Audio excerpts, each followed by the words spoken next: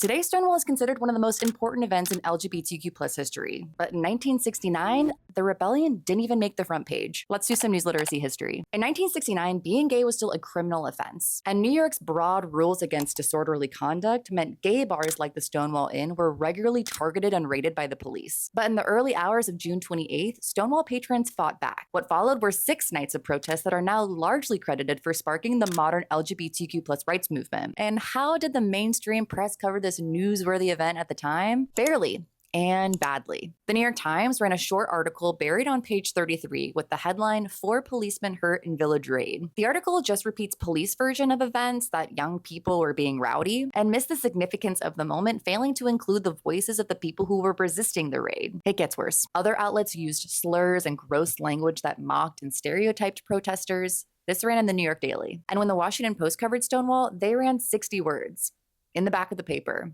and didn't even mention Stonewall again for 10 years. But alternative underground papers like The Rat, Subterranean, and The Advocate were telling a different story that included voices, perspectives, context that were left out of mainstream coverage. That's why having diverse newsrooms matters. It's safe to say that in 1969, newsroom diversity was lacking, and who's in the newsroom has an impact on what's covered and how. Analyzing historical coverage that distorted, excluded, or dehumanized people can help us think more critically about the news we consume today. That's why news literacy is so important. It teaches us all to ask questions like, could this have been more accurate, more fair?